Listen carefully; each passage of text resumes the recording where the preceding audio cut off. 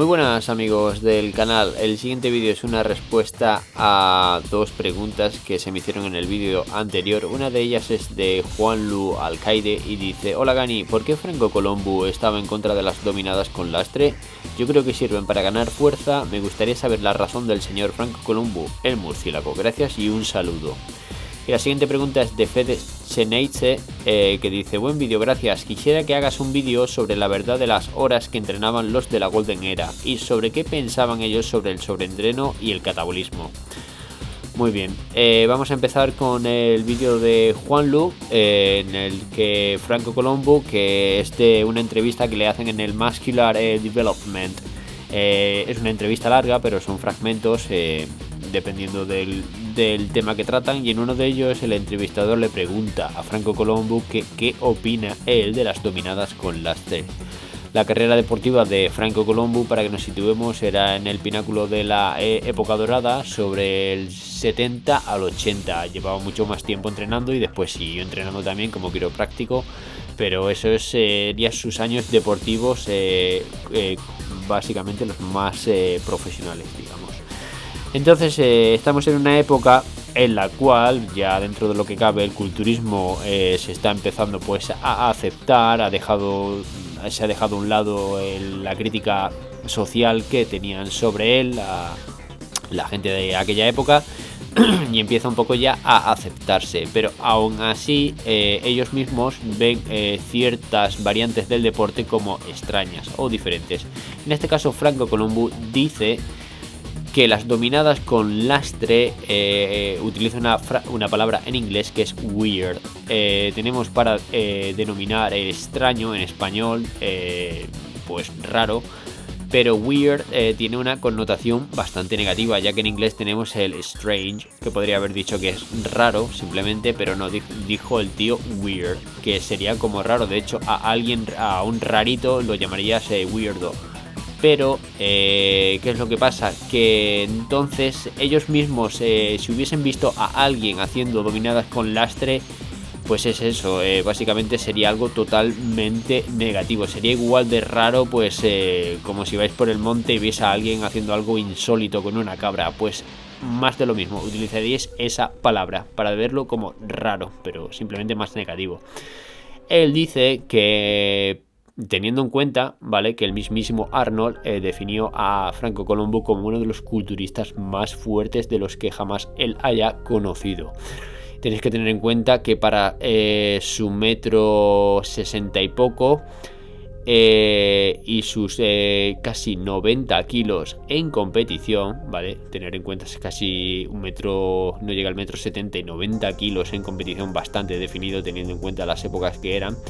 Tenía un levantamiento de peso muerto elevado, igual que el press de banca y otros tantos ejercicios compuestos que eran básicamente la firma de todo culturista de élite. Pero sin embargo no le veríais haciendo dominadas con lastre. Él dice que lo primordial en las dominadas es la técnica. Básicamente él creía que meter peso en las dominadas, por poco que fuese, repercutía negativamente en la técnica o en la forma de ejecución. Una cosa que está más que clara, sobre todo los ejercicios de espalda, más que ninguno otro, es que el estiramiento debe ser completo. Los ejercicios, sobre todo los de remo o jalones o dominadas, y colocar peso de la cintura, lo único que iba a hacer es repercutir negativamente la posición de estiramiento total. Y él decía que subía hasta pasar la barbilla. Si no podía subir por encima de la barbilla, para él básicamente no era una dominada y desistía, o simplemente pues cesaba la serie.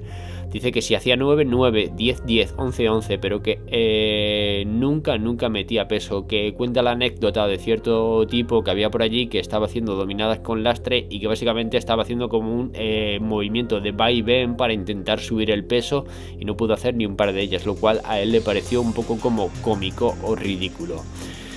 Entonces tengamos en cuenta, básicamente resumiendo, Juanlu, que los ejercicios de dominadas hay que estirar la escápula al máximo. Franco Colombo abogaba por un agarre muy ancho, el mismo agarre que también abogaba Arnold Schwarzenegger. De hecho, la barra de dominadas del Gold's Gym, que se encontraba al fondo, cerca de la salida de emergencia, en el cual podéis ver algunas fotos de culturistas famosos haciendo dominadas, el agarre era súper ancho, teniendo en cuenta que la mayoría de culturistas eran bastante altos, por encima del metro 80 casi. El Ken Waller era bastante alto, el Schwarzenegger también alto, pues el Franco Colombo, imaginaros un poco haciendo dominadas en esa barra y con los brazos casi que no le llegarían los meñiques para poder abrazarla, ¿vale?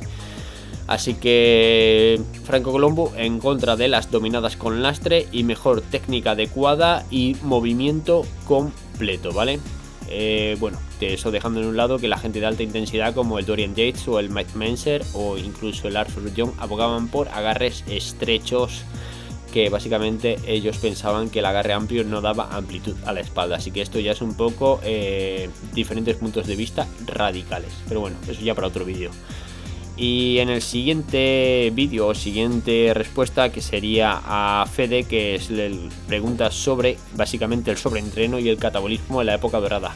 Por lo que he traducido por diferentes vídeos, entrevistas, etcétera, lo que yo he podido deducir de todo ello es una cosa muy importante, ¿vale? Tenéis que tener en cuenta que si los Mr. Olympia se celebraban por principios de octubre, finales de septiembre, dependiendo del año, básicamente todos los culturistas, básicamente todos, entrenaban o se preparaban para ello como máximo 3 meses antes del campeonato.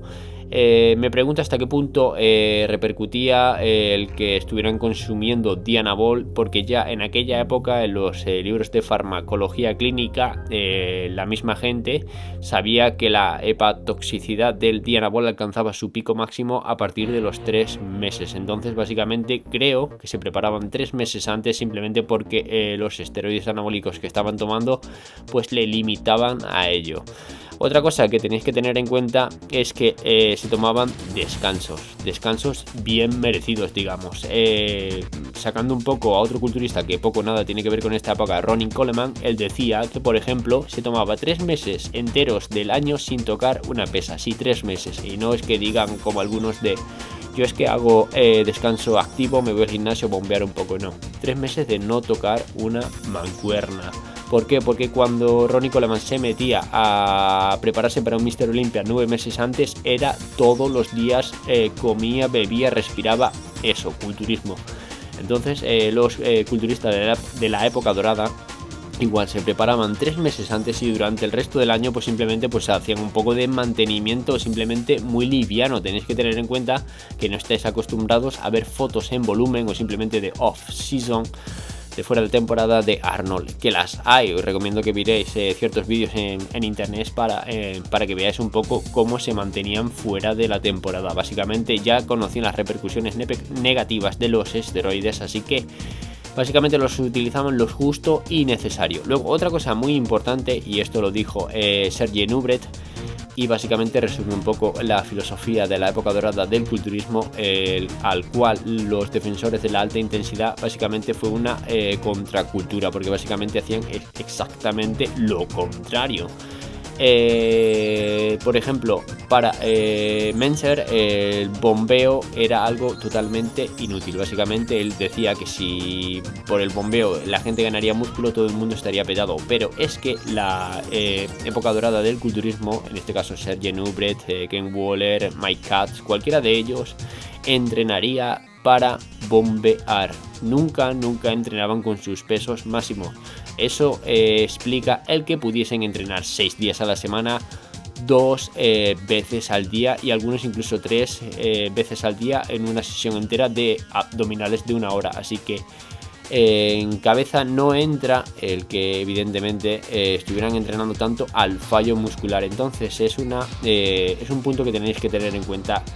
Aquellos que os guste el entrenamiento de alto volumen, para nada, o hay que evitar al máximo el encontrar el fallo muscular o entrenar con vuestros pesos máximos. Por ejemplo, Serge Nubret entrenaba con el 50% de su repetición máxima, es decir, simplemente para bombeo. De hecho, en la mayoría de fotos le encontraréis con mancuernas muy ligeras o barras casi apenas cargadas.